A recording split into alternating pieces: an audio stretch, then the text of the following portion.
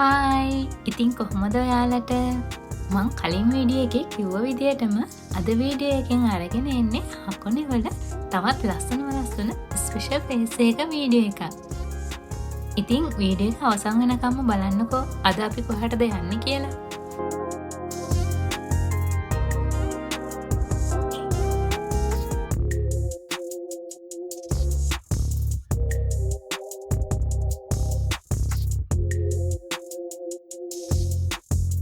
ඉතින් අපි දැන්නම් ප්ලේස් එක කිට්ටුවටම වගේ ඇවිල්ලා ඉන්නේ. ඒ වුණාට අද ගොඩක් බිසි. ඉතින් අපිට වාහන පොලිමේ පැයක් විතර ඉන්න උනා ප්ලේස් එක ගාවටම යන්න.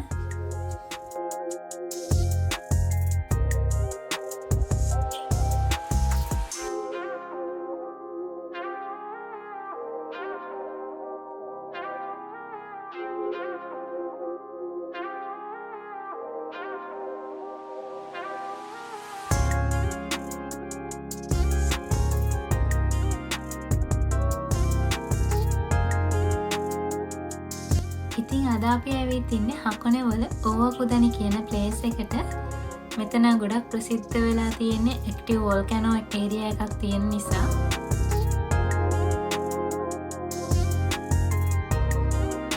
අද නම් අපේ ප්ලෑන් එක පොඩ්ඩක් අවුල් වුණා. මොකද මීදුමයි හුළඟයි නිසා ඩ්‍රෝප් එක එහෙම නවත්තලා තියෙන්නේ.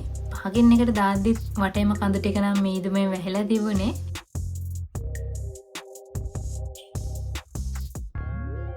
මේ අපි දෙන්නට පිටිපස්සෙන් තියෙන්නේ කළු පාට ලොකු විතරයක් විදියට හදපු ස්ට්‍රක්චර් එකක්.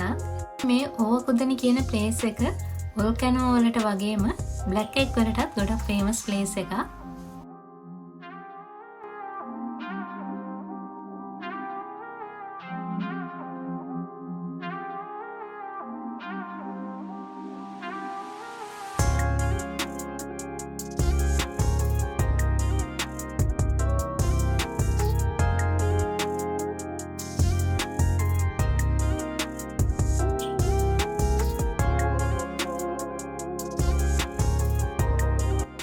රෝප් එකක් නැති නිසා අපි ගියා ඉස්සෙල්ලම මෙතන තියෙන චාකෝල් අයිස්ක්‍රීම් එක කන්න. ඒක මම අපි ගෙදර ගිහින් කාලා බලන්නත් මෙතන තියෙන ස්පෙෂල් කෑම ජාති වලින් ටිකක් ගත්තා.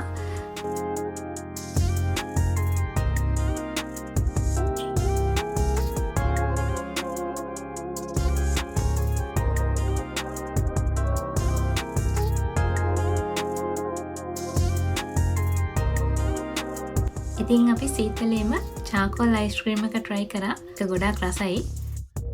අපි චාකෝල් අයිස්ක්‍රීම් එක කාලා අපිටම අපේ දත් ටික දැක්කම හිනා ගියා.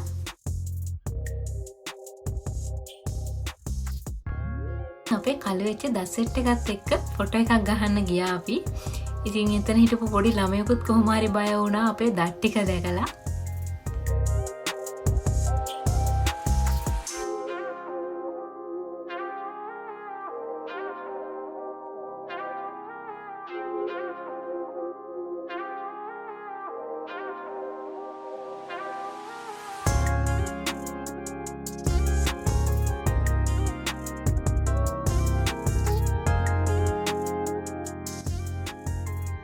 මේ ජපන් ජාතිකයින් බ්ලැක් එග් හදන්නේ මේ තියෙන ගිනි කඳු එහෙමත් නැත්නම් වෝල්කැනෝ වලින් එන ස්වාභාවික උණුදිය උල්පත් වලට මේ සාමාන්‍ය බිත්තර දාලා ඒවා සෙල්සියස් අංශ 80ට විතර පැයක් බොයිල් කරනවා. ඉතින් එහෙම කරලා තමයි මේ බ්ලැක් එග් එක හදනවා කියලා තියෙන්නේ. ඉතින් එහෙම බොයිල් කරාම නෝමල් බිත්තර ඒ වතුර වල තියෙන අයන් ඒ වගේම සල්ෆර් නිසා බිත්තරවල කට්ට සම්පූර්ණයෙන්ම කළු පාටට හැරෙනවා.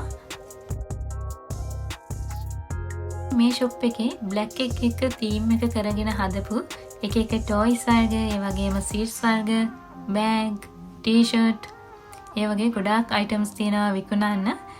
මේ බ්ලැක් එග් 4ක් යෙන් 500ක් වගේ තමයි වෙන්නේ.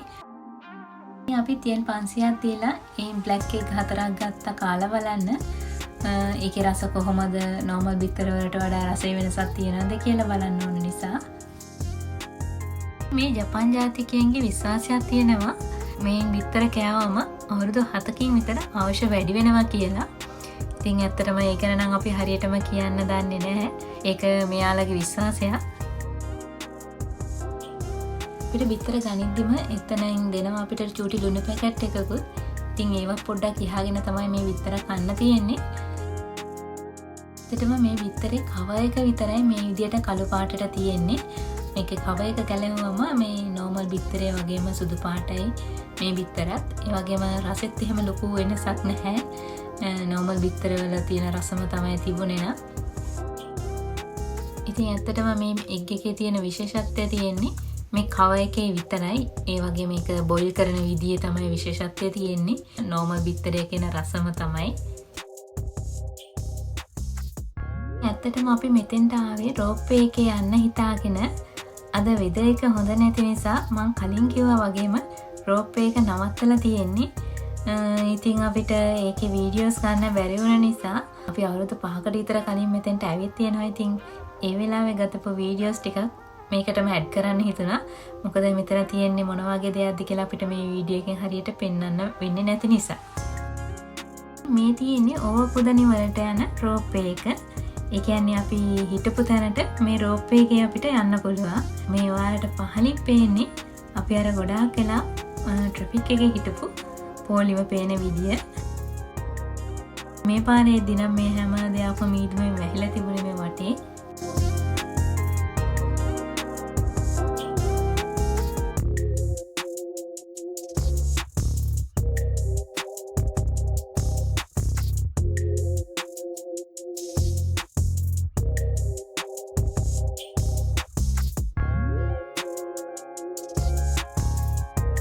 මේ රෝප්වේ එකේ ඇවිත් මෙතනින් බැස්සට පස්සේ තමයි අර අපි කලින් බ්ලැක් එක ආපු ප්ලේස් එක තියෙන්නේ. මේ තියෙන්නේ එතනට වොල්කනෝ එක පේන විදිය.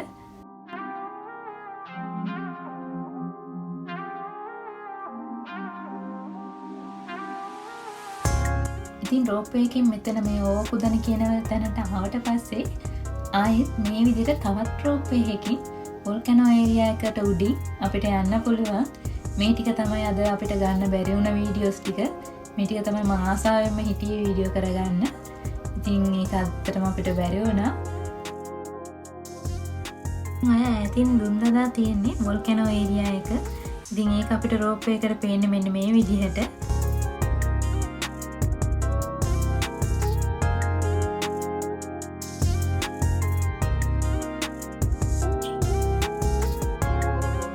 මේ පාර නම් ඇත්තටම මුකුත්ම අපිට පෙවුන්නේ නැහැ. ඒ කියන්නේ වොල්කනෝ එක තියෙන තැනවත් අපිට හිතා ගන්න බැරි වුණා.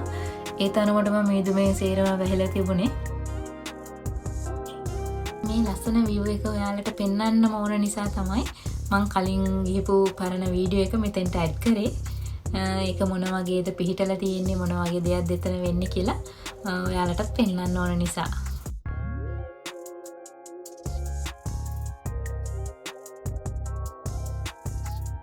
මේ වොල්කනෝ එකෙන් එන සල්ෆර් ගෑස් එක නිසා මෙතන ස්මෙල් එක ටිකක් අමුතුයි. අපිට ඉස්සෙල්ලම ඇවිල්ලා මෙතන බහිද්දි ඒක ගොඩක් දැනෙනවා. ඒ වුණාට ටික වෙලාවක් යද්දි ඒක ගාණක් නැතුව යනවා ස්මෙල් එක.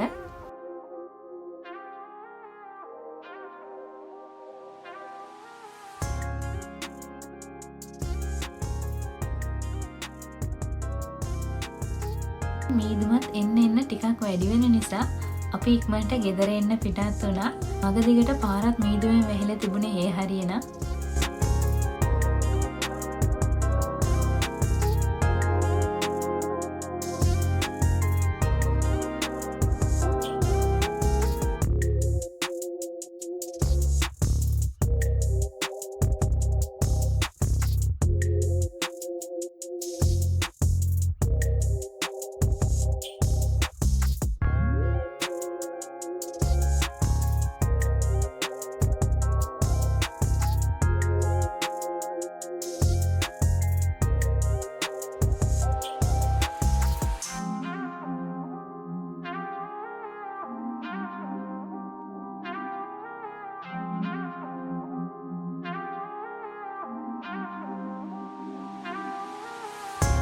අපිට එන අතර මගදී පොඩි බඩගින්නක් ඇවිල්ලා අපි හයිවේ පාකින් එකට දැම්මා. අපි එතන ෂොප් එකේ ගිහින් රාමෙන් දෙකක් ඕඩර් කරගත්තා. ඉතින් අපි ඒ රාමෙන් වල රසත් බලලා ගෙදර එද්දි නම් ටිකක් රෑ වුණා.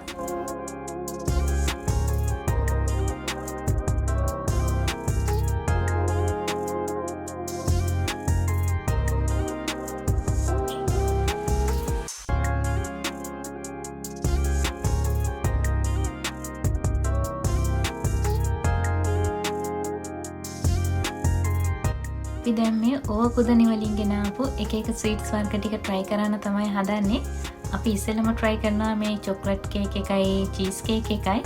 ඒක නම් රසයි. හැබැයි එහෙම ලොකු විශේෂත්වයක් තිබුණේ නැහැ. ඊට පස්සේ අපි try කරා මේ black cake එකක් විදියට හදපු මේ cake එක. ඒක නම් ගොඩක් රස වුණා අපිට.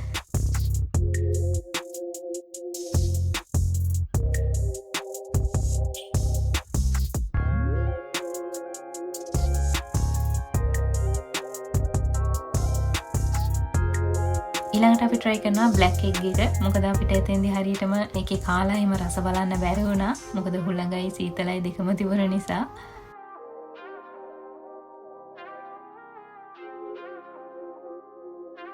ඉතින් මේ විදිහට තමයි අපේ හකොනේ trip එක ඉවර වුණේ.